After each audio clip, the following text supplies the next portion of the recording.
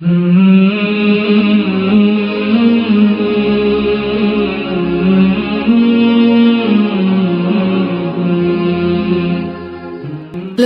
الہ الا اللہ محمد رسول اللہ.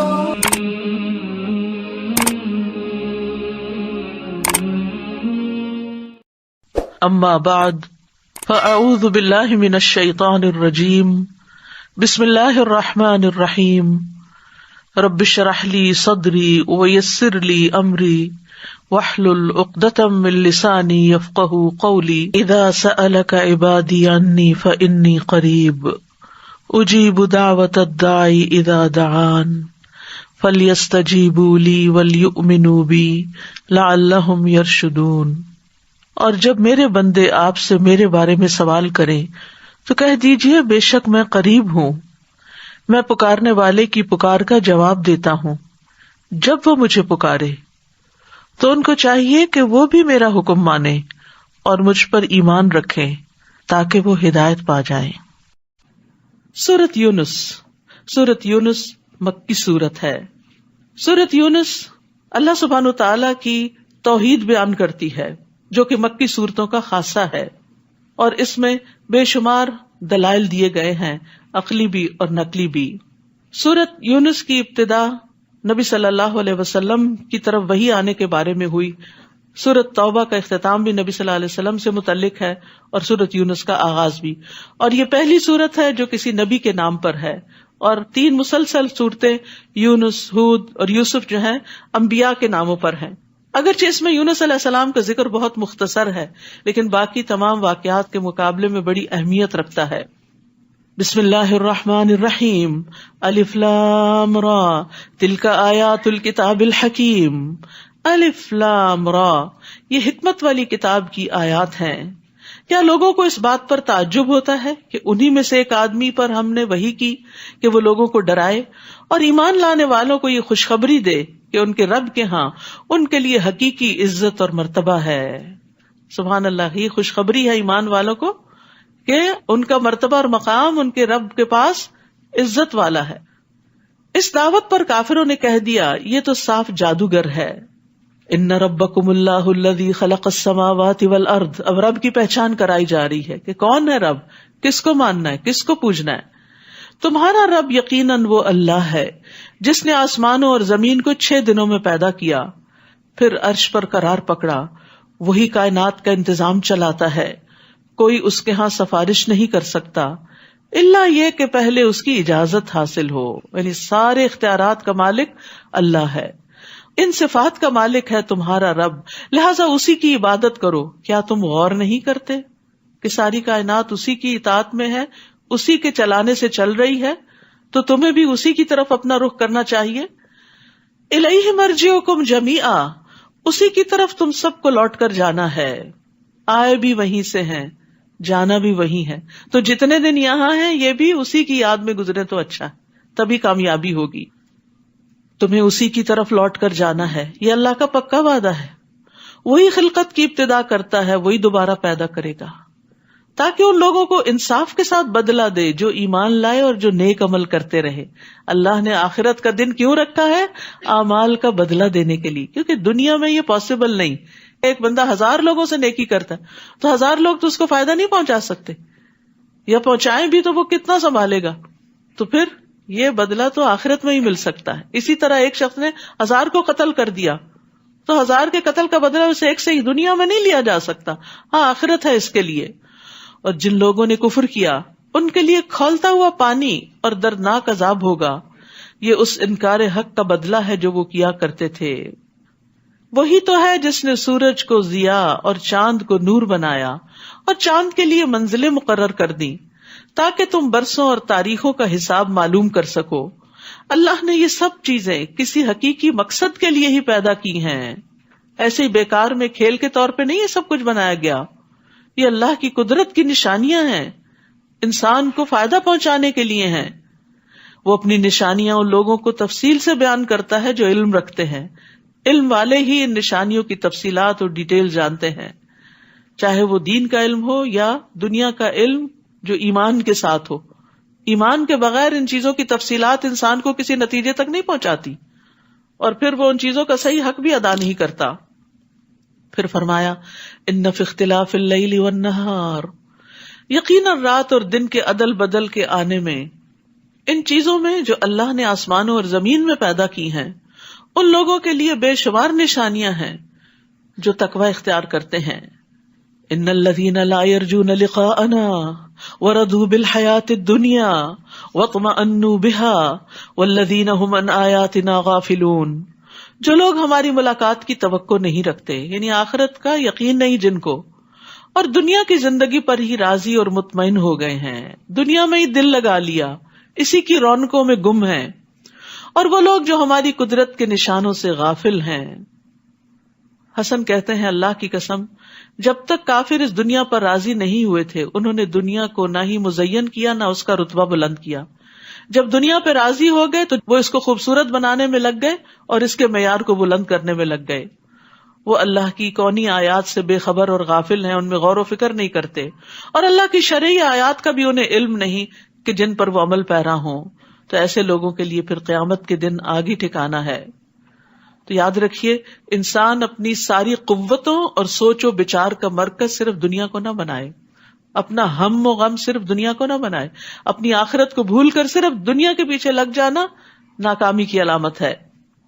رسول اللہ صلی اللہ علیہ وسلم نے فرمایا، جس شخص کا مقصد اور حرص دنیا ہو اور وہی اس کا ہدف، اس کی منزل بن جائے، اور وہ اسی کی نیت رکھتا ہو، ہر چیز میں صرف دنیا تلاش کر رہا ہو، اللہ اس کی آنکھوں کے سامنے اس کا فقر و فاقہ کر دیتے، محتاجی، ہر وقت اس کو کچھ نہیں پاس، اور اس پر اس کے معاملات بکھیر دیتے ہیں، اس کے کام سمٹنے میں نہیں آتے، اور اس کو اتنا ہی ملتا ہے جو اس کے لیے لکھ دیا گیا.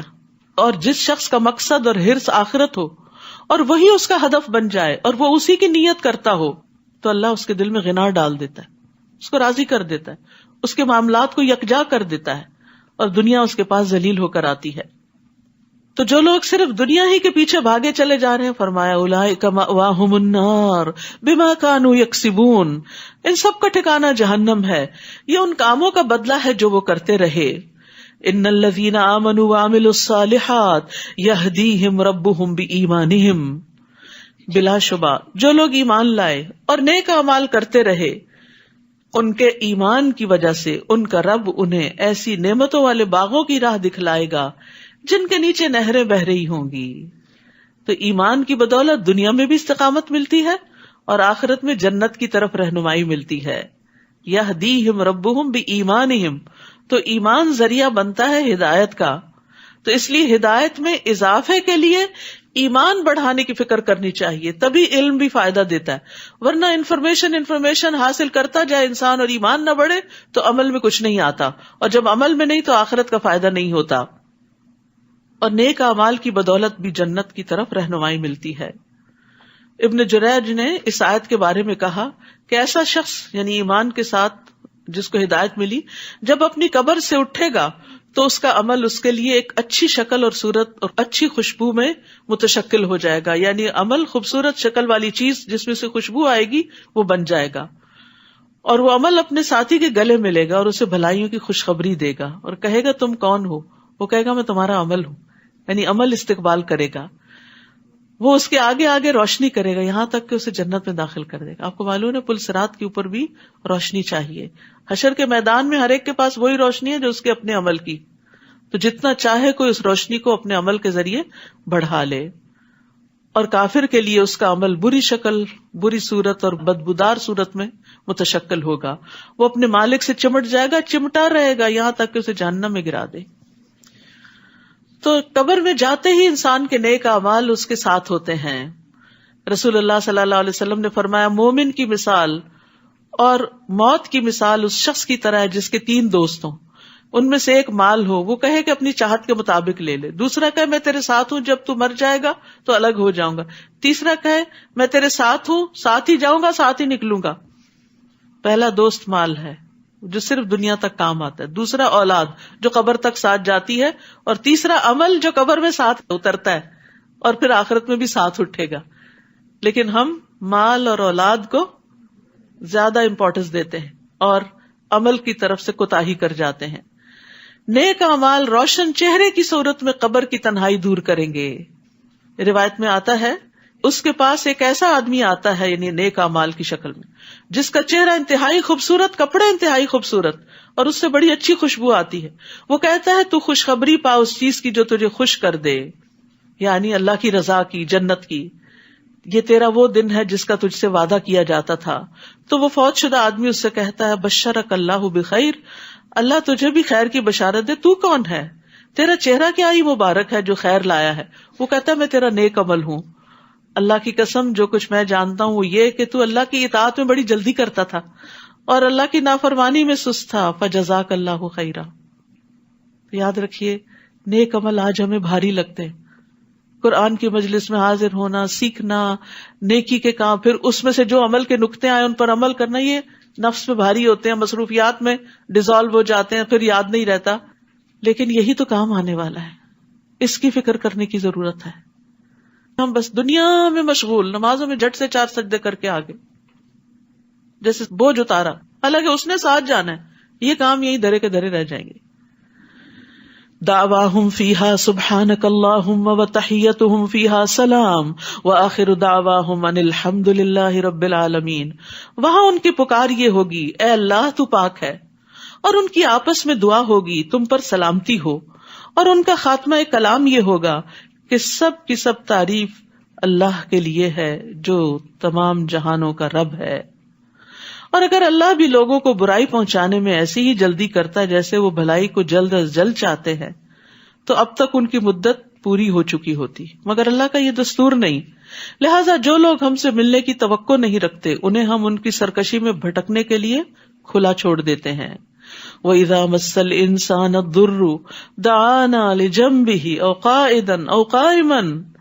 اور جب انسان کو کوئی تکلیف پہنچتی, بیماری ہو, کوئی مالی مسئلہ ہو, اولاد کی طرف سے ہو, تو وہ ہمیں اپنے پہلو پر لیٹے اور بیٹھے اور کھڑے ہر حال میں پکارتا ہے.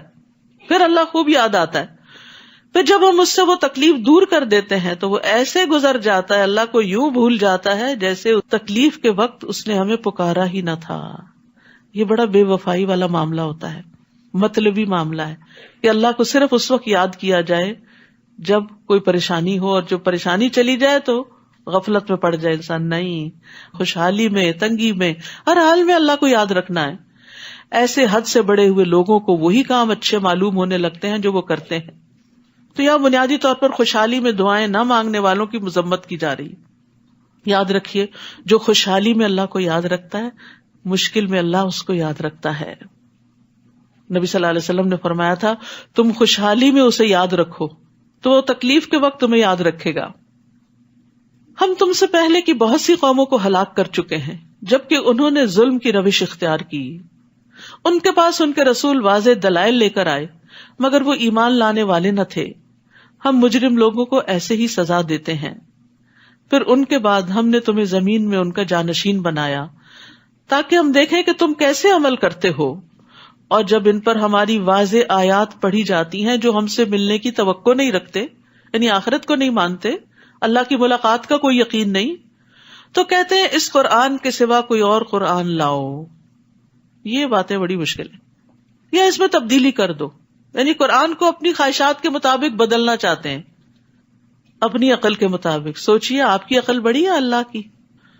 آپ ان سے کہیے مجھے یہ حق نہیں کہ میں اپنی طرف سے اس میں کوئی تبدیلی کروں, میں تو اسی کی پیروی کرتا ہوں جو میری طرف وحی کی جاتی ہے. اگر میں اپنے رب کی نافرمانی کروں تو میں بڑے دن کے عذاب سے ڈرتا ہوں کہ اس دن پکڑ ہو جائے گی. نیز آپ کہیے اگر اللہ چاہتا تو میں تمہارے سامنے یہ قرآن نہ پڑھتا اور نہ ہی اللہ تمہیں اس سے آگاہ کرتا. میں نے اس سے پہلے تمہارے درمیان اپنی عمر کا بڑا حصہ گزارا ہے, پھر بھی تم نہیں سوچتے. یعنی محمد صلی اللہ علیہ وسلم نے 40 سال تک کوئی قرآن نہیں سنایا تھا, اب اللہ کا حکم آیا ہے تو سنا رہے ہیں, تو آخر تم کیوں نہیں سمجھتے؟ پھر اس شخص سے بڑا ظالم کون ہوگا جو اللہ پہ جھوٹ باندھے یا اس کی آیتوں کو جھٹلائے. ایسے مجرم کبھی فلاح نہیں پاتے. یہ لوگ اللہ کو چھوڑ کر ایسی چیزوں کی پرستش کرتے ہیں. اہل مکہ کی طرف اشارہ ہے جو اس وقت بت پرستی میں مبتلا تھے, جو ان کا نہ کچھ بگاڑ سکے نہ فائدہ پہنچا سکے, جن کے ہاتھ میں کوئی نفع نقصان نہیں, اور کہتے ہیں یہ اللہ کے ہاں ہمارے سفارشی ہوں گے. آپ ان سے کہیے کیا تم اللہ کو ایسی بات کی خبر دیتے ہو جس کا وجود نہ کہیں آسمانوں میں اسے معلوم ہوتا ہے اور نہ زمین میں؟ وہ ایسی باتوں سے پاک اور بالا تر ہے جو شرک یہ کرتے ہیں. ابتدا میں لوگ ایک ہی امت تھے، پھر انہوں نے آپس میں اختلاف کیا، اور اگر تیرے رب کی طرف سے ایک بات پہلے سے طے شدہ نہ ہوتی تو جس بات میں وہ اختلاف کر رہے تھے ان کے درمیان اس کا فیصلہ ہو چکا ہوتا. نیز کہتے ہیں کہ اس پر اس کے رب کی طرف سے کوئی معجزہ کیوں نہیں اتارا گیا؟ آپ ان سے کہیے غیب کے امور تو اللہ کے اختیار میں ہیں، لہذا تم بھی انتظار کرو اور میں بھی تمہارے ساتھ انتظار کرتا ہوں. وَإِذَا أَذَقْنَا النَّاسَ رَحْمَةً مِّن بَعْدِ ضَرَّاءَ مَسَّتْهُمْ، اور جب کوئی تکلیف پہنچنے کے بعد ہم انہیں اپنی رحمت کا مزہ چکھاتے ہیں، یعنی مشکل وقت دور ہو جاتا ہے، تو پھر یہ ہماری نشانیوں کی مختلف توجیحات پیش کر کے اس پہ چال بازیاں شروع کر دیتے ہیں. آپ ان سے کہیے کہ اللہ بہت جلد تمہاری چال بازیوں کا جواب دے گا. جو چالے تم چل رہے ہو یقیناً ہمارے رسول یعنی فرشتے انہیں لکھتے جا رہے ہیں. یعنی انسان اللہ تعالیٰ کے ساتھ جیسا بھی معاملہ کرتا ہے، بے وفائی کا، خود غرضی کا، وہ سب کچھ لکھا جا رہا ہوتا ہے اور اللہ کو براہ راست بھی معلوم ہے. پھر اللہ تعالیٰ کی پہچان کی بات ہے، اللہ کی الوہیت کے دلائل ہیں. وہی تو ہے جو تمہیں خشکی اور سمندر میں سیر کراتا ہے، حتیٰ کہ جب تم کشتی میں سوار ہوتے ہو تو وہ کشتیاں باد موافق سے انہیں لے کر چلتی ہیں اور وہ اس سے خوش ہوتے ہیں کہ یکدم ان کشتیوں کو آندھی آ لیتی ہے اور ہر طرف سے موجوں کے تھپیڑے لگنے شروع ہو جاتے ہیں اور انہیں یقین ہو جاتا ہے کہ اب گھیرے میں آ گئے، اب نہیں بچتے. تو اس وقت عبادت کو اسی کے لیے خالص کرتے ہوئے اللہ سے دعا مانگتے ہیں. دعا بھی عبادت ہے کہ اگر تو نے ہمیں اس طوفان سے بچا لیا تو ہم شکر گزار بن کر رہیں گے. یعنی مصیبت کے وقت اللہ کی طرف رجوع کرتے ہیں. اور اللہ تعالیٰ مضطر بے قرار انسان کی دعا سنتا ہے، چاہے وہ مسلمان ہو یا نہ ہو. کہنا یہ مقصود ہے کہ جب سارے سہارے ٹوٹ جاتے ہیں، کوئی کام آنے والا نہیں ہوتا، تو پھر سب کو بھول کر صرف اللہ کو پکارتے، اور یہ انسان کی فطرت میں ہے. پھر جب اللہ نے انہیں بچا لیا تو فوراً حق سے منحرف ہو کر زمین میں بغاوت کرنے لگتے ہیں، خشکی پہ اتر کے پھر سے وہی شروع کر دیتے ہیں، وہی شرک، وہی نافرمانی. لوگوں دھیان سے سن لو، تمہاری سرکشی کا وبال تم ہی پر پڑے گا. دنیا کی زندگی کے چند روزہ مزے لوٹ لو، پھر تمہیں ہمارے پاس ہی آنا ہے اور ہم تمہیں بتا دیں گے کہ تم کیا کیا کرتے تھے. یعنی دنیا میں انسان کتنے دن اللہ سے بھاگ سکتا؟ سوچئے، ہم دین کی طرف نہیں آنا چاہتے، نہ آئے، بھاگے اللہ سے، بھاگے بھاگے بھاگے، کہاں پہنچیں گے؟ اللہ ہی کے پاس پہنچیں گے. تو پھر بھاگنے کا کیا فائدہ؟ اطاعت کی طرف آ جائیں، جب جانا اسی کے پاس ہے تو اس کو راضی کر لے. انما مثل الحیات الدنیا کما، دنیا کی زندگی کی مثال تو ایسے ہے جیسے ہم نے آسمان سے پانی برسایا. آج صبح خوب دیکھا ہوگا آپ نے برستی بارش کو، جس سے زمین کی نباتات خوب گھنی ہو گئی، جس سے انسان بھی کھاتے ہیں اور چوپائے بھی، حتیٰ کہ زمین اپنی بہار پر آ گئی اور خوشنما معلوم ہونے لگی، ہر طرف سبزہ ہو گیا، اور کھیتی کے مالکوں کو یقین ہو گیا کہ وہ اس پیداوار سے فائدہ اٹھانے پہ قادر ہیں. تو یکا یک رات کو یا دن کو ہمارا عذاب آ پہنچا، تو ہم نے اس کو کٹی ہوئی کھیتی کی طرح بنا دیا، سب برباد ہو گیا. بعض اوقات آپ لگاتے ہیں نا اس سیزن میں پھول، تو ایک دن فراسٹ آ جاتی ہے اور سب کچھ ختم ہو جاتا ہے، جیسے کل وہاں کچھ تھا ہی نہیں. دنیا کی رونقیں تو اس طرح ختم ہو جاتی ہیں. اسی طرح ہم اپنی آیات ان لوگوں کے لیے تفصیل سے بیان کرتے ہیں جو کچھ غور و فکر کرتے ہیں. یاد رکھیے قیامت کے دن دنیا یوں لگے گی جیسے کوئی چیز ہی نہ تھی، انتہائی حقیر. گھر میں، اپنے آپ میں، اولاد میں جن جن چیزوں سے بڑا خوش ہوتے ہیں، امپریس ہوتے ہیں، انسپائر ہوتے ہیں، ان سب چیزوں کے بارے میں سوچئے. آج جائیے اور ضرور دیکھیے. ہوتا ہے نا کہ کوئی پرفیوم آپ کو بڑا پسند ہے، کوئی جیولری آپ کو اپنی بڑی اچھی لگتی ہے، کوئی اپنا ڈریس آپ کو بڑا پسند ہوتا ہے، تو آپ اس کو نہ کسی کو دیتے ہیں، سنبھال کے رکھتے ہیں، تھوڑا تھوڑا یوز کرتے ہیں، ختم نہ ہو جائے. کتنی چیزیں ہوتی ہیں جن کے ساتھ ہماری ایموشنل میموریز منسلک ہوتی ہیں. یہ فلاں موقع کی یادگار ہے، یہ فلاں وقت کی چیز ہے، نانی دادی پڑنانی کے وقت سے چیزیں لے کے چل رہے ہوتے ہیں. کبھی سوچیں وہ بھی چھوڑ گئے، ہم نے بھی چھوڑ جانا ہے. اس وقت کو ان چیزوں کی سیوا میں نہ استعمال کریں، آگے کی سوچیں وہاں کیا کام آئے گا. وہاں کیا فائدہ دے گا؟ وہاں کے لیے جمع کریں ان کو. دنیا میں سب سے زیادہ خوشحال شخص جب اس سے پوچھا جائے گا کہ آدم کے بیٹے کبھی تو نے کوئی بھلائی دیکھی؟ کیا تمہیں کبھی کوئی نعمت چھو کر گزری؟ کہے گا میرے رب کی قسم میں نے کبھی بھی نہیں کچھ دیکھا. یہ اس شخص کا جواب ہوگا جو دنیا میں سب سے زیادہ خوشحال ہوگا. اور دنیا میں سب سے زیادہ تکلیف اور تنگی والا کہے گا جنت دیکھ کے میں نے کبھی کوئی تکلیف دیکھی نہیں، سب بھول جائے گا. اور جنت کی نعمتیں دیکھ کے دنیا کی یہ حقیر چیزیں جن کو ہم بہت بڑا سمجھتے ہیں، ان کو وہاں لانا نہیں چاہیں گے کہ وہ دنیا میں بڑی قیمتی چیز ہے مجھے ذرا جنت میں پہنچا دی جائے.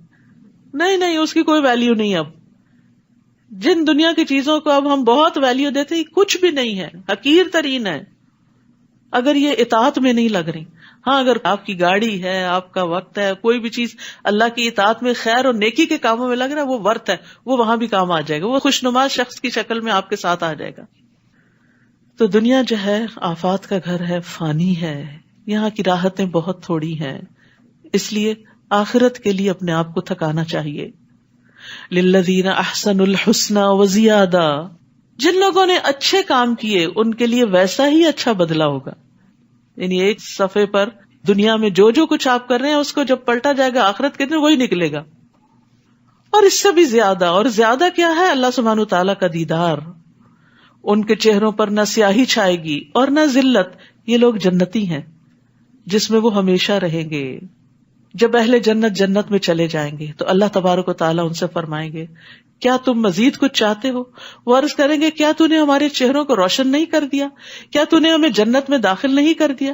کیا تو نے ہمیں آگ سے نجات نہیں دے دی؟ تو اللہ تعالیٰ ان کے درمیان سے اپنا حجاب ہٹا دے گا.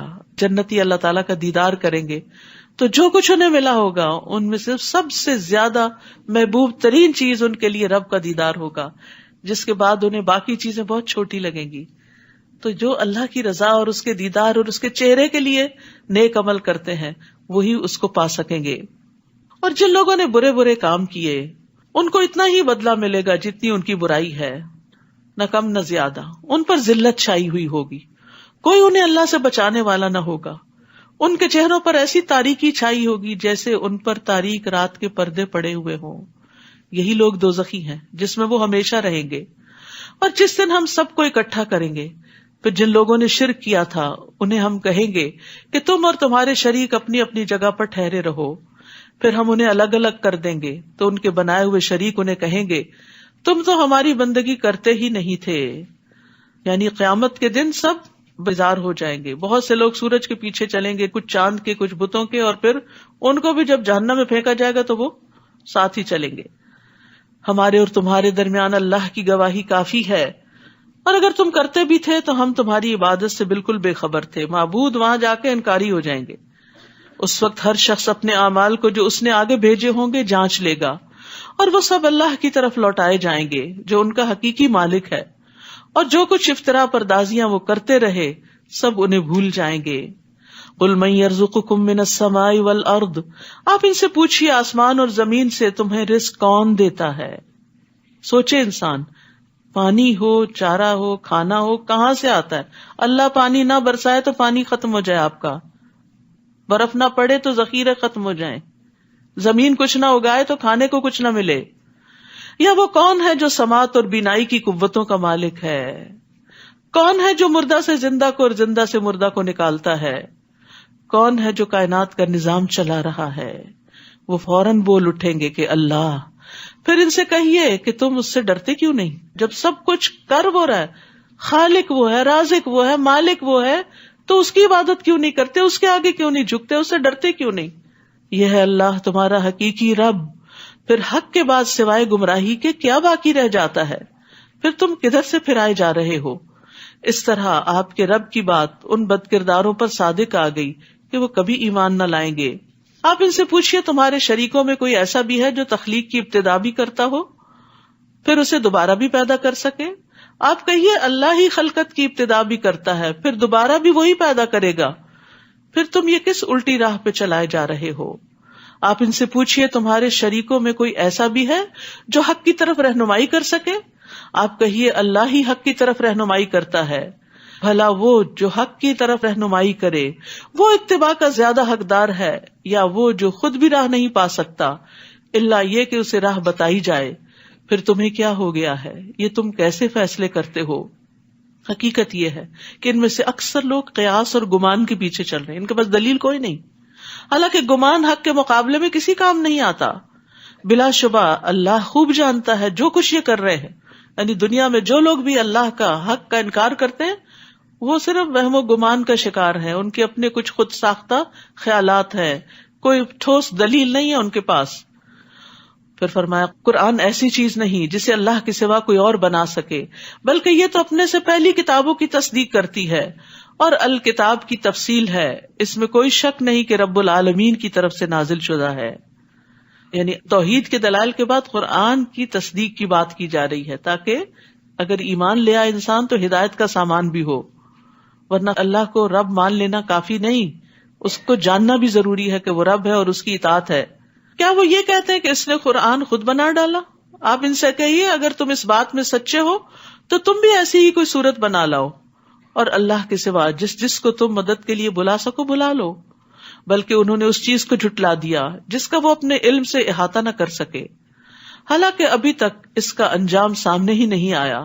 اسی طرح ان لوگوں نے بھی جھٹلا دیا جو ان سے پہلے تھے، پھر دیکھ لو ظالموں کا کیا انجام ہوا۔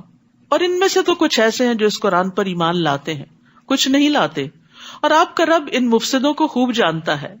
اور اگر وہ آپ کو جھٹلا دیں تو ان سے کہیے کہ میرے لیے میرا عمل، تمہارے لیے تمہارا عمل۔ یعنی ایک دائی کو مطمئن ہونا چاہیے بتانے کے بعد، اور اپنے عمل پہ پھر توجہ دینی چاہیے۔ تم اس سے بری ذمہ ہو جو میں کرتا ہوں، اور میں اس سے بری ذمہ ہوں جو تم کر رہے ہو۔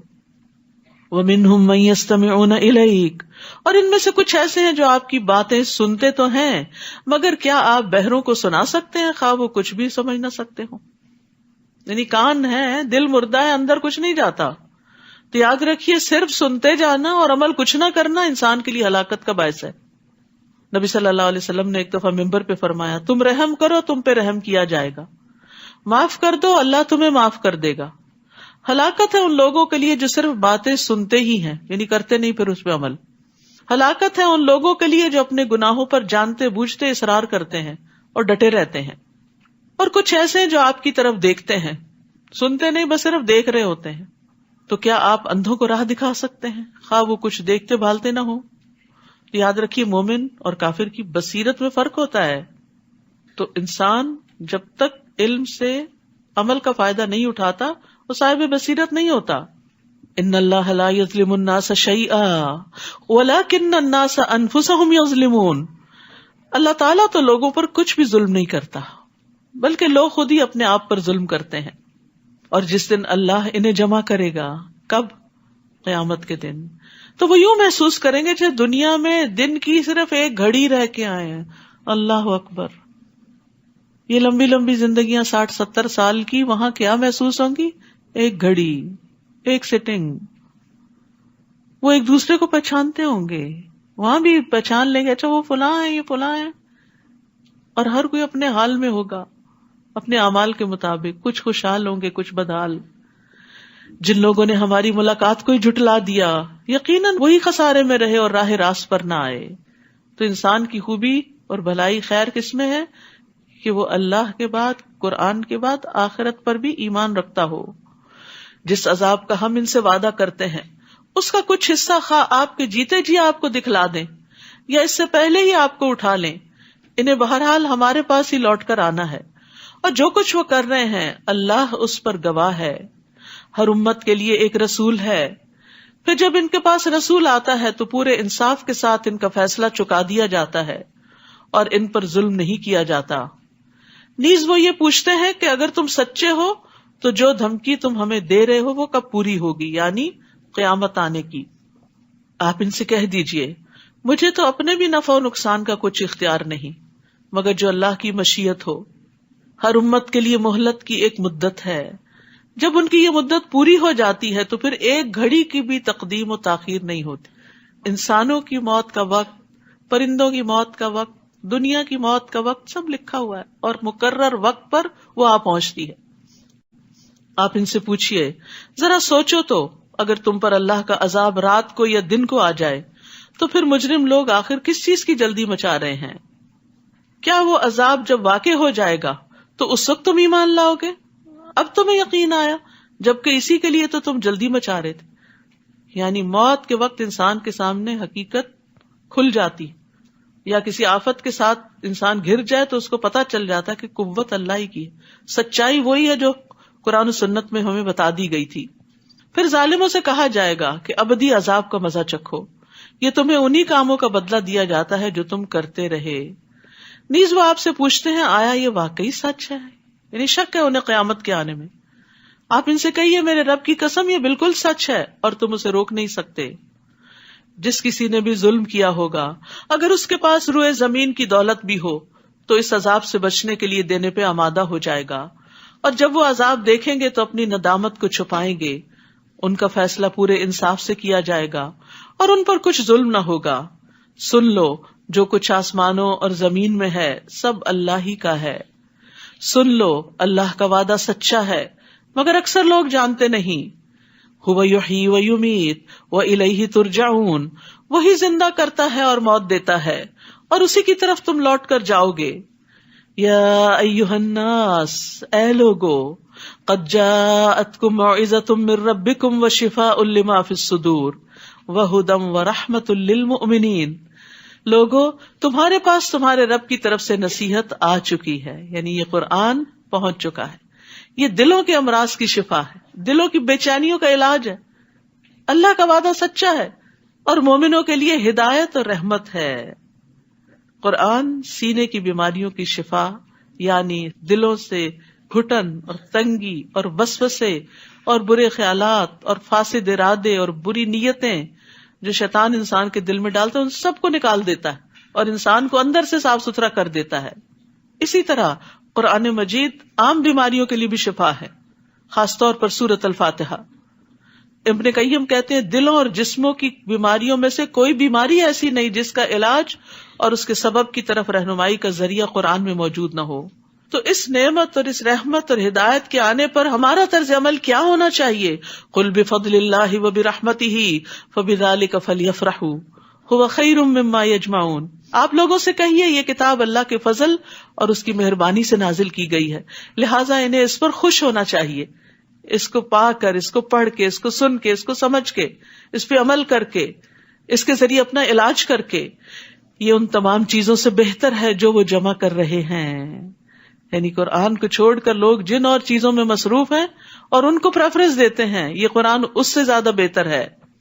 آپ ان سے کہیے کیا تم نے سوچا کہ اللہ نے تمہارے لیے جو رزق اتارا تھا اس میں سے تم نے خود ہی کسی کو حرام قرار دے لیا اور کسی کو حلال، تو کیا اللہ نے تمہیں اس کی اجازت دی تھی یا تم اللہ پر افترا کرتے ہو؟ اور جو لوگ اللہ پر جھوٹ باندھتے ہیں ان کا قیامت کے دن کے متعلق کیا خیال ہے؟ اللہ تو سب لوگوں پر مہربان ہے لیکن اکثر لوگ شکر ادا نہیں کرتے.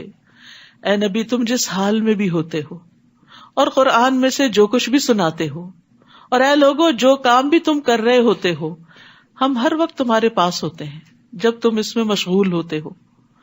زمین اور آسمان میں کوئی ذرہ برابر بھی ایسی چیز نہیں جو آپ کے رب سے چھپی رہ سکے.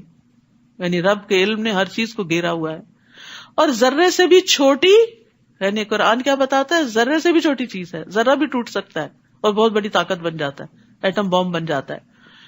تو ذرے سے بھی چھوٹی یا اس سے بڑی کوئی بھی چیز ایسی نہیں جو واضح کتاب یعنی لوح محفوظ میں درج نہ ہو. ہر چیز ریکارڈیڈ ہے، سبحان اللہ. اس لیے کوئی علم گمنے والا نہیں، یعنی اللہ کا علم لکھا ہوا بھی ہے. الا ان اولیاء اللہ لا خوف علیہم ولا هم یحزنون. سن لو جو اللہ کے دوست ہیں انہیں نہ کچھ خوف ہوگا نہ وہ غمگین ہوں گے.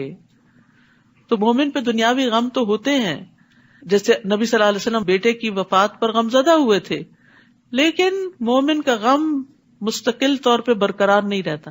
وقتی طور پر اس کو غم آتا ہے، پھر قرآن اس کے لیے شفا بن جاتا ہے، اللہ کی ہدایت، اور وہ اس غم سے باہر نکل آتا ہے. یعنی دائمی غم لاحق نہیں ہوتا. اسی طرح ذلت کا غم، دشمن کے غلبے کا غم، دین کے اقتدار کے ختم ہونے کا غم، یہ غم ہوتے ہیں لیکن پھر اللہ تعالیٰ تسلی بھی دیتا ہے.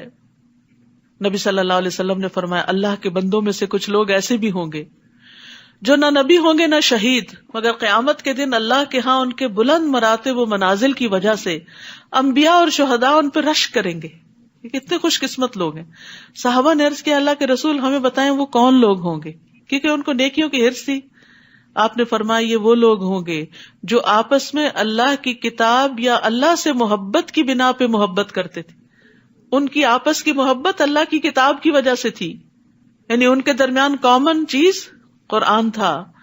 حالانکہ ان کا آپس میں نہ کوئی رشتہ تھا، نہ مالی لین دین تھا، کوئی بزنس ڈیلنگز نہیں تھی. بس اللہ کی قسم ان کے چہرے پر نور ہوں گے. وہ لوگ پر نور ہوں گے. جب لوگ خوف زدہ ہو رہے ہوں گے تو انہیں کوئی خوف نہیں ہوگا. جب لوگ غمگین اور پریشان ہو رہے ہوں گے تو انہیں کوئی غم اور پریشانی نہ ہوگی. پھر آپ نے اسی آیت کریمہ کی تلاوت کی، الا ان اولیاء اللہ لا خوف علیہم ولا هم یحزنون. تو سوچئے قرآن کس طرح انسان کو ہدایت بخشتا ہے، روشنی بخشتا ہے، دنیا اور آخرت کے غموں سے چھٹکارا عطا کرتا ہے. الذین آمنوا وکانوا یتقون، جو ایمان لائے اور اللہ کا تقوی اختیار کرتے ہیں. لہم البشری فی الحیات الدنیا وفی الآخرہ، ان کے لیے دنیا میں بھی خوشخبری ہے اور آخرت میں بھی. اللہ کی باتوں میں کوئی تبدیلی نہیں ہوتی، یہ سچے وعدے ہیں. آزما کے تو دیکھیں، یہی بہت بڑی کامیابی ہے. ابو ذر کہتے ہیں میں نے نبی صلی اللہ علیہ وسلم سے عرض کیا، ایک آدمی خالص اللہ کے لیے کوئی کام کرتا ہے لیکن لوگ اس سے اس کے کام کی وجہ سے محبت کرنے لگتے ہیں. یعنی کوئی نیکی کا کام وہ کر رہا ہوتا ہے، لوگوں کے دلوں میں اس کی محبت آ جاتی ہے. آپ نے فرمایا یہ مومن کو جلد ملنے والی خوشخبری ہے. یعنی دنیا میں اس کو دکھا دیا جاتا ہے کہ تمہارے کام کی کیا قبولیت ہے. اے نبی، کافروں کی باتوں پر آپ غمزدہ نہ ہوں. عزت تو تمام تر اللہ ہی کے لیے ہے. دنیا میں اگر کوئی آپ پہ جھوٹے الزام لگائے، آپ کی غلطیاں پکڑ پکڑ کے اچھالے، تو ان باتوں پہ غم نہ کریں، کیونکہ عزت اللہ کے پاس ہے اور اللہ ہی کی ہے. وہ سب کچھ سننے والا اور جاننے والا ہے. سن لو، جو کچھ آسمانوں اور زمین میں ہے سب اللہ ہی کے لیے ہے. اب جو لوگ اللہ کو چھوڑ کر دوسرے شریکوں کو پکارتے ہیں وہ کس چیز کی اتباع کرتے ہیں؟ وہ تو محض ظن کے پیچھے لگے ہوئے ہیں. یعنی جن کا اللہ پہ بھروسہ نہیں، پھر وہ صرف خیالات کی دنیا میں ہیں، محض قیاس آرائیاں کر رہے ہیں. وہی تو ہے جس نے تمہارے لیے رات بنائی تاکہ تم اس میں آرام کرو اور دن کو روشن بنا دیا کہ اس میں کام کاج کر سکو. اس میں بھی ان لوگوں کے لیے نشانیاں ہیں جو حق بات سنتے ہیں. لوگوں نے کہہ دیا کہ اللہ نے کسی کو بیٹا بنا لیا ہے. وہ ایسی باتوں سے پاک ہے، اس کا کوئی بیٹا نہیں. وہ بے نیاز ہے. جو کچھ آسمانوں اور زمین میں ہے سب اسی کا ہے. تمہارے پاس اس کی کوئی دلیل نہیں. کیا تم اللہ کی نسبت وہ بات کہتے ہو جو تم جانتے نہیں؟ آپ ان سے کہیے کہ جو لوگ اللہ پر جھوٹ باندھتے ہیں وہ فلاح نہیں پا سکتے. تو اللہ کے بارے میں غلط بات مت کہیے، اپنے پاس سے باتیں بنا کے مت اللہ پہ چشمہ کیجیے. ان کے لیے جو فائدے ہیں دنیا میں ہی ہیں. یعنی من گھڑت دین پیش کر کے دنیا سے تو کچھ فائدے حاصل کر سکتے ہیں، پھر انہیں ہماری ہی طرف لوٹ کر آنا ہے. پھر ہم انہیں سخت عذاب کا مزہ چکھائیں گے کیونکہ وہ کفر کیا کرتے تھے. انہیں نوح علیہ السلام کا قصہ سنائیے جب انہوں نے اپنی قوم سے کہا، اے میری قوم، اگر تمہیں میرا کھڑا ہونا اور اللہ کی آیات سے نصیحت کرنا ناگوار گزرتا ہے تو میں نے اللہ پہ بھروسہ کر لیا ہے. تم یوں کرو کہ اپنے شریکوں کو ساتھ ملا کر ایک فیصلے پہ متفق ہو جاؤ جس کا کوئی پہلو تم سے پوشیدہ نہ رہے. یعنی آپس میں خوب مشورے کر لو، پھر جو کچھ میرے ساتھ کرنا ہو کر گزرو، بالکل مجھے مہلت نہ دو. کیونکہ ان کو یہ کانفیڈینس تھا کہ وہ جو کہہ رہے ہیں کر رہے ہیں وہ بالکل صحیح ہے، دشمنوں کی چالیں ان کو نقصان نہیں دیں گی. پھر اگر تم میری نصیحت سے اعراض کرتے ہو، منہ موڑتے ہو، تو میں تم سے کوئی مزدوری تو نہیں مانگتا، اجرت تو نہیں مانگتا جو بند ہو جائے گی. تم میرا نقصان کر دو گے. میرا اجر تو اللہ کے ذمہ ہے اور مجھے یہی حکم ہوا ہے کہ میں فرما بردار بن کر رہوں. مگر انہوں نے نوح کو جھٹلا دیا. ہم نے اسے جو اس کے ساتھ کشتی میں سوار تھے بچا لیا اور انہیں ان کا جانشین بنا دیا اور ان لوگوں کو غرق کر دیا جنہوں نے ہماری آیات کو جھٹلایا تھا. تو دیکھ لو کہ جو لوگ ڈرائے گئے تھے ان کا انجام کیا ہوا. پھر اس کے بعد ہم نے کئی رسولوں کو ان کی قوم کی طرف بھیجا جو واضح دلائل لے کر ان کے پاس آئے، مگر وہ لوگ ایسے نہ تھے کہ جس بات کو پہلے جھٹلا چکے تھے اس پر ایمان لے آتے. ایسے ہی ہم زیادتی کرنے والوں کے دلوں پہ مہر لگا دیتے ہیں. پھر اس کے بعد ہم نے اپنے معجزے دے کر موسیٰ اور ہارون کو فرعون اور اس کے درباریوں کی طرف بھیجا. وہ اکڑ گئے اور وہ تھے ہی مجرم لوگ.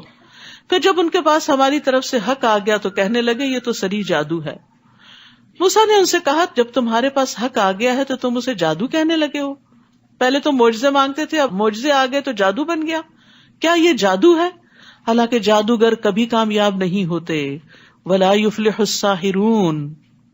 وہ کہنے لگے کیا تم ہمارے پاس اس لیے آئے ہو کہ ہمیں اس طریقے سے پھیر دو جس پر ہم نے اپنے باپ دادا کو پایا، اور ملک میں تم دونوں کی بڑائی قائم ہو جائے؟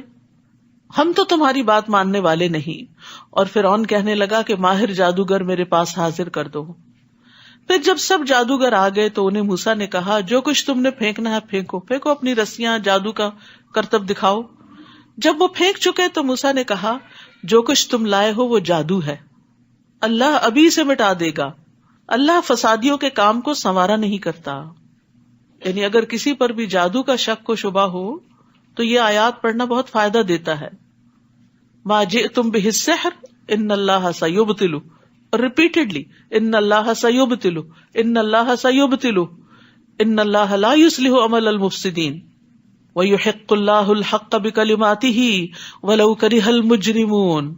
اور اللہ اپنے حکم سے سچ کو سچ ہی کر دکھائے گا اگرچہ یہ بات مجرموں کو ناگوار ہو. چنانچہ موسیٰ پر اس کی قوم کے چند نوجوانوں کے سوا کوئی بھی ایمان نہ لایا. نوجوان آگے بڑھ گئے کیونکہ ینگ بلڈ جو ہوتا ہے نا وہ ڈرتا کم ہے، رسک لے لیتا ہے، آگے بڑھتا ہے.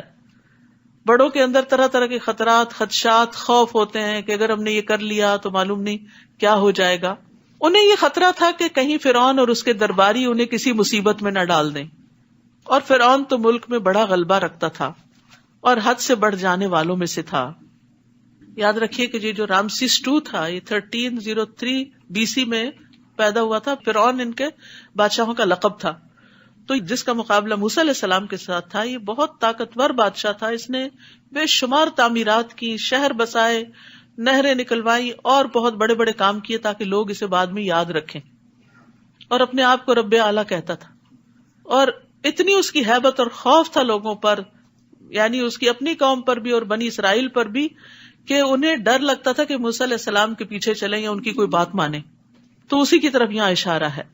فرعون تو ملک میں بڑا غلبہ رکھتا تھا، یعنی قرآن بھی یہ بتاتا ہے. اور وہ حد سے بڑھ جانے والوں میں سے تھا، یعنی لوگوں کو سخت سزائیں دیتا تھا جو اس کی بات نہیں مانتے تھے. کتنی بڑی آزمائش تھی. ہمارے لیے لا الہ الا اللہ پڑھنے میں کوئی مشکل نہیں. تو ظاہر ہے اس وقت جس نے ایمان کا دعویٰ کیا پھر اس کا اجر اور مرتبہ بھی کتنا بڑا ہوگا. اور موسیٰ نے اپنی قوم سے کہا اگر تم اللہ پر ایمان لائے ہو اور واقعی اس کے فرما بردار ہو تو اسی پر بھروسہ کرو. یعنی سارے خوف اور مشکل سے نکلنے کا راستہ کیا؟ توکل. وہ کہنے لگے ہم نے اللہ ہی پر بھروسہ کیا. فقالوا علی اللہ توکلنا ربنا لا تجعلنا فتنة للقوم الظالمین. اے ہمارے رب ہمیں ان ظالموں کا تختہ مشق نہ بنا، یعنی ان ظالموں کے ہتھے نہ چڑھے ہم. تو یہاں توکل کو دعا پر مقدم کیا گیا ہے. ٹھیک ہے، یعنی دعا مانگنے والے پر حق ہے کہ وہ اپنی دعا کی بنیاد اللہ کے توکل پہ رکھے، اللہ پہ بھروسہ کر کے اس سے مانگے کہ وہ ضرور میرا مسئلہ حل کر دے گا. اس طرح دعا کی قبولیت کی زیادہ امید کی جا سکتی ہے. اور دعا مانگنے والا یہ خیال نہ کرے کہ توکل دعا مانگنے کے برخلاف ہے، کیونکہ دعا مانگنا مقصد کو پانے کے اسباب میں سے ہے. توکل بھروسہ ہے اور دعا سبب ہے. وَنَجِّنَا بِرَحْمَتِكَ مِنَ الْقَوْمِ الْكَافِرِينَ. اور اپنی رحمت سے ہمیں کافر لوگوں سے بچا لے. ہم نے موسیٰ اور اس کے بھائی کی طرف وحی کی کہ اپنی قوم کے لیے مصر میں گھر منتخب کرو اور ان گھروں کو قبلہ بنا کر نماز قائم کرو اور اہل ایمان کو خوشخبری دے دو. یہاں بہت بڑی نصیحت اور سبق ہے ان لوگوں کے لیے جو آپریشن میں رہتے ہیں، جن کو اپریس کیا جاتا ہے، جن کے ہاں مذہبی آزادی نہیں ہوتی، مسجدوں میں نہیں جا سکتے، اکٹھے بیٹھ نہیں سکتے، کہیں دین کی بات نہیں کر سکتے. یہاں آپ بہت خوش قسمت ہیں کہ آپ کو اپنے دین پر چلنے کی پوری آزادی اور سپورٹ حاصل ہے. تو یہ اللہ کا بہت بڑا انعام ہے کہ انسان کو اپنے دین کے اوپر پریکٹس کی سہولت نصیب ہو. لیکن ہر جگہ ایسا نہیں ہوتا، یہ آزادی ہر جگہ نہیں ہوتی. کچھ جگہ پر اللہ کو ماننے والے بڑے پسے ہوئے بھی ہوتے ہیں، تو ان کو پھر بہت بڑے بڑے اجتماعات اور بڑی بڑی جگہوں پہ اکٹھا ہونے کے بجائے کیا کرنا چاہیے کہ جہاں موجود ہیں وہیں پر ہی اللہ کا نام لیں. یعنی حالات تو ایک جیسے نہیں رہتے. کبھی آپ بڑا کام کر لیتے ہیں اور کبھی آپ نہیں کر سکتے. تو جہاں جیسے بھی حالات ہو اس کے مطابق اسٹریٹجی بنائیں. اور یہاں پر کیا کہا گیا کہ گھروں کو قبلہ بنا کر نماز قائم کریں. گھر کے اندر ہی مصلی بنا لو اور اہل ایمان کو خوشخبری دے دو. نہیں, عبادت تو نہیں چھوڑنی, عبادت تو نہیں چھوڑنی, جیسے ممکن ہو جس طرح کا حال ہو ویسے ہی طریقہ اختیار کر لو. اور موسیٰ علیہ السلام نے اللہ سے دعا کی, اے رب تو نے اس دنیا کی زندگی میں فرعون اور اس کے درباریوں کو ٹھاٹ باٹ اور اموال دے رکھے ہیں کہ وہ لوگوں کو تیری راہ سے گمراہ کرتے رہیں. یعنی وہ دنیاوی اسباب کے زیادہ ہونے کی وجہ سے لوگوں کو پریس کرتے ہیں. اے رب ان کے اموال کو غارت کر دے, ان کے دلوں کو ایسا سخت بنا دے کہ جب تک دردناک عذاب نہ دیکھ لیں ایمان نہ لائیں. قال قد اجیبت دعوتکما فاستقیما. اللہ تعالیٰ نے فرمایا تم دونوں کی دعا قبول ہو چکی, اب ایسا ہی ہوگا, تم دونوں ثابت قدم رہو اور ان لوگوں کی پیروی نہ کرو جو علم نہیں رکھتے. پیغمبروں کو بھی ثابت قدمی کی نصیحت کی جا رہی, اور یہ ہر اہل ایمان کے لیے بڑا ضروری ہوتا ہے کہ وہ جیسے بھی حالات ہوں اپنے ایمان کو پکڑ کے رکھے. آسانی ہو یا مشکل, ایمان کی رسی نہ چھوڑے, ورنہ تباہی تباہی ہے. وجاوزنا ببنی اسرائیل البحر, اور ہم نے بنی اسرائیل کو جب سمندر سے پار گزار دیا, اب اللہ کا وعدہ آ گیا اور بنی اسرائیل کو نجات مل گئی, تو فرعون اور اس کے لشکروں نے از راہ ظلم اور سرکشی ان کا پیچھا کیا, حتیٰ کہ جب فرعون ڈوبنے لگا تو بولا میں اس بات پر ایمان لاتا ہوں کہ الہ صرف وہی ہے جس پر بنی اسرائیل ایمان لائے ہیں. عذاب دیکھ کے وہ بھی ایمان لے آیا اور میں اس کا فرما بردار ہوتا ہوں. لیکن یاد رکھیے کہ ایسے وقت میں ایمان فائدہ نہیں دیتا. انسان نیک اعمال کے لیے دیر نہ لگائے, ٹال مٹول نہ کرتا رہے, اچھا پھر کر لوں گا, بعد میں کر لوں گا, اس سال یہ مصروفیت ہے, اگلے میں یہ نہیں.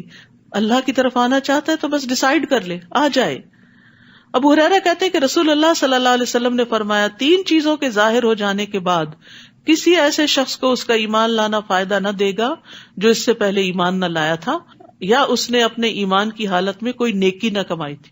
تو وہ کون سے 3 مواقع ہیں؟ جب سورج مغرب سے نکلے گا, بڑی نشانی ظاہر ہو جائے گی قیامت کے آنے کی, جب دجال نکل آئے گا, اور جب زمین سے جانور نکلے گا جو باتیں کرے گا لوگوں سے, تو پھر ایمان لانا اور نیک کام کرنا فائدہ نہ دے گا. تو اس سے پہلے پہلے جو مواقع ہیں. اسی طرح ایک اور روایت میں آتا ہے کہ جب جان حلق تک آ جاتی ہے تو پھر ایمان لانا فائدہ نہیں دیتا. اس وقت کہنا اس کو صدقہ دے دو, فلاں کو یہ دے دو, وہ تو اب دوسروں کا ہی مال ہو گیا, وہ صدقہ بھی اس وقت فائدہ نہیں دیتا. تو اس لیے صحت کی حالت میں, زندگی کی حالت میں, جوانی میں, طاقتور ہیں جب, تب اللہ کی عبادت کی طرف راغب ہوں.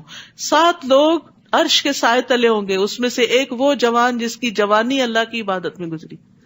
بڑھاپے کا انتظار نہ کریں کہ جب ریٹائر ہوں گے تو اچھے کام شروع کریں گے, والنٹیئر کریں گے.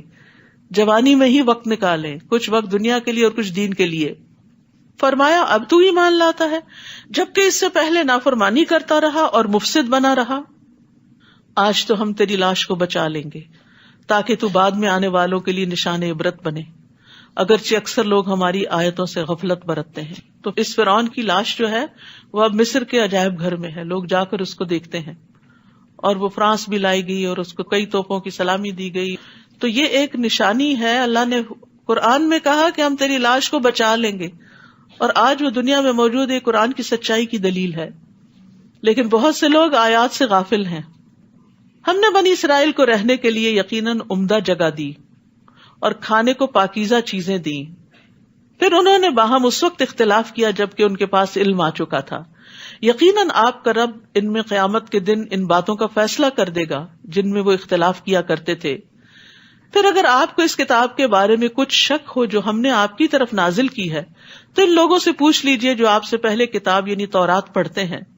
یقیناً آپ کے پاس آپ کے رب کی طرف سے حق آ چکا ہے, لہٰذا آپ شک کرنے والوں میں سے نہ ہو. اصل میں آپ کو شک نہیں تھا, آپ کو کہہ کے سنایا دوسروں کو جا رہا ہے جو شک کرنے والے ہیں. اور نہ ہی ان لوگوں میں سے ہوں جنہوں نے اللہ کی آیات کو جھٹلا دیا, ورنہ نقصان اٹھاؤ گے. جن لوگوں پر آپ کے رب کا حکم یعنی عذاب ثابت ہو چکا وہ ایمان نہیں لائیں گے. تقدیر کے مسئلے کو واضح کیا جا رہا ہے. یاد رکھیے تقدیر کا مسئلہ جب بھی سامنے آئے اور جب بھی یہ دل میں شک ہے کہ اچھا اگر اللہ نے مہر لگا دی ہے تو پھر تو نعوذ باللہ ان پہ ظلم ہے, اور ان بندوں کا قصور نہیں ہے. تو ایک سوال اپنے سے بھی اور سوال کرنے والے سے بھی پوچھا کیجیے, کیا اللہ ظالم ہے یا عادل ہے؟ اللہ ظالم ہے یا مہربان ہے؟ کیا ہے؟ مہربان ہے, اس نے اپنے اوپر رحمت لکھ رکھی ہے. کیا اللہ حکیم اور علیم ہے یا لا علم ہے اور اس کے فیصلے بے ڈنگے ہیں؟ کیا جو عادل ہو, جو رحمان اور رحیم ہو, جو علیم اور حکیم ہو, وہ کسی پہ ظلم کر سکتا ہے کہ اس کو ہدایت ہی نہ لانے دے؟ یہ موقع کب آتا ہے کہ عذاب ثابت ہو جاتا ہے؟ جب سارے مواقع دے دیے جاتے ہیں کسی کو اور اس کے بعد بھی وہ نہیں مانتا. اب لوگ کہتے ہیں اللہ کو پہلے سے ہی اگر پتا تھا تو اس کا مطلب یہ کہ نعوذ باللہ اللہ نے ان پہ جبر کیا. نہیں, اللہ کا علم چونکہ کامل ہے, اس کو ماضی, حال, مستقبل سب کا پتا ہے, اسی بنا پر وہ علیم و حکیم ہے. اگر اس کو پتا ہی نہ ہو کہ آئندہ کیا آنے والا تو وہ دنیا کو نظام کیسے چلا سکتا ہے؟ تو اس کا یہ علم ہونا کہ کون جنت میں جائے گا کون جہنم میں جائے گا, یہ ثابت نہیں کرتا کہ اس نے کچھ لوگوں پہ ظلم کر کے ان کو جہنم میں ہی پھینکنا ہے. اس نے سب کو آزادی دی, اختیار دیا, ہدایت کا راستہ بتایا, اب پھر لوگوں پہ چھوڑا اور ان کو عمل کی راہ دی. کہ ابھی بات نہیں پڑی تھی ہم نے, ان کا رب ان کے ایمان کی وجہ سے ان کو ہدایت دے گا. جو ایمان ہی نہ لائے, جو دلائل دیکھتے ہوئے بھی اپنی خواہشات کی بنا پر انکار کر دے, تو پھر اللہ تعالیٰ زبردستی بھی نہیں کرتا. تو جو لوگ تکبر کرتے ہیں, حق کو دیکھتے ہوئے قبول نہیں کرتے. اب دیکھیے نا, جب شامت آئی تو فرعون نے حق قبول کر لیا, تو پہلے کہاں تھے؟ جب اتنی نشانیاں, ید بیضا, عصا, سب کچھ دکھایا جا رہا تھا تو تم نہیں مانے تھے. تو اب اگر کہا جائے کہ فرعون پہ ظلم ہوا, اللہ کو پہلے سے پتا تھا فرعون نے جہنم میں جانا اس لیے گیا, نہیں, اللہ کو پتا تھا کہ یہ بندہ اپنے تکبر کی وجہ سے مان کے نہیں دے گا.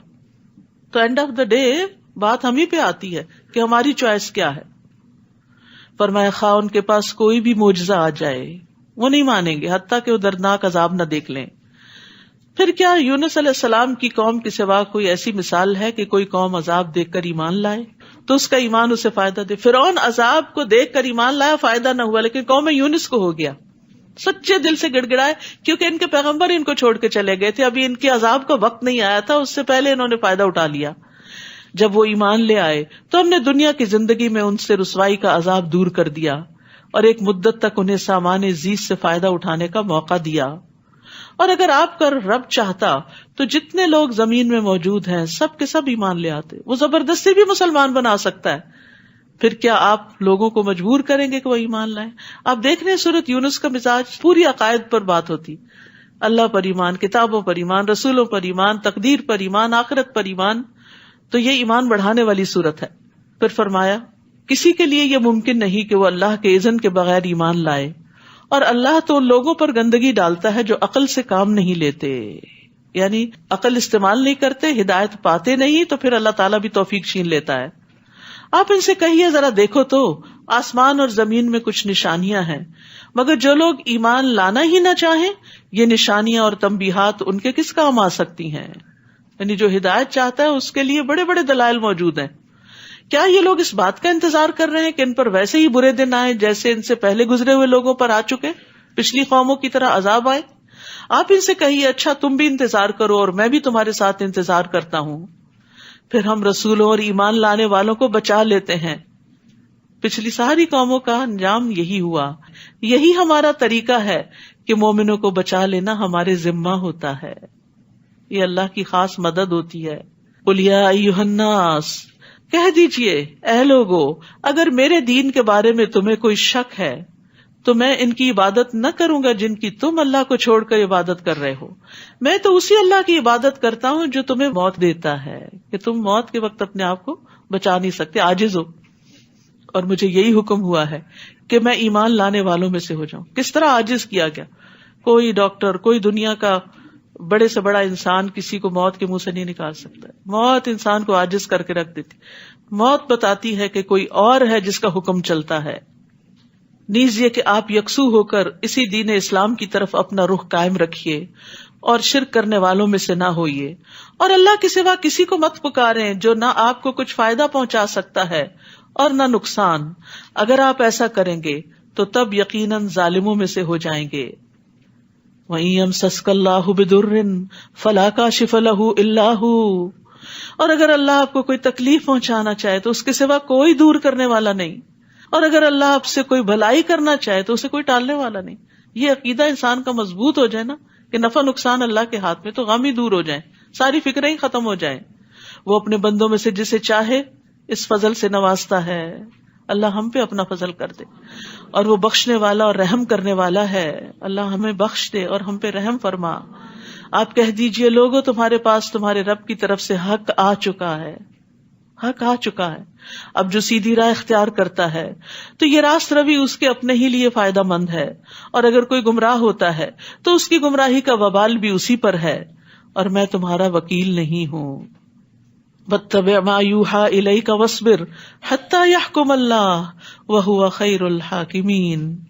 آپ کی طرف جو وحی کی جاتی ہے اس کی پیروی کیجیے اور صبر کیجیے حتیٰ کہ اللہ فیصلہ کر دے, اور وہ سب سے بہتر فیصلہ کرنے والا ہے. یعنی پچھلے قوموں کے انجام کو بتا کے تسلی دی جا رہی ہے نبی صلی اللہ علیہ وسلم کو کہ ابھی آپ کو جو کہا جا رہا ہے آپ کرتے جائیے, انجام کی فکر نہیں کیجیے, صبر کے ساتھ اپنا مشن مکمل کیجیے اور اللہ پہ فیصلہ چھوڑ دیجیے. وہ بہترین فیصلہ کرتا ہے, وہ انصاف کرنے والا ہے, وہ آپ کی کوششوں کو کبھی ضائع نہیں ہونے دے گا. تو یاد رکھیے صبر اور نیک اعمال لازم و ملزوم ہوتے ہیں. وحی کی اتباع کرنا اور پھر اس کی پیروی کرنا, یہ سب ایمان کا حصہ ہے. وآخر دعوانا ان الحمد للہ رب العالمین. سبحانک اللہم وبحمدک اشہد ان لا الہ الا انت استغفرک واتوب الیک. السلام علیکم ورحمۃ اللہ وبرکاتہ.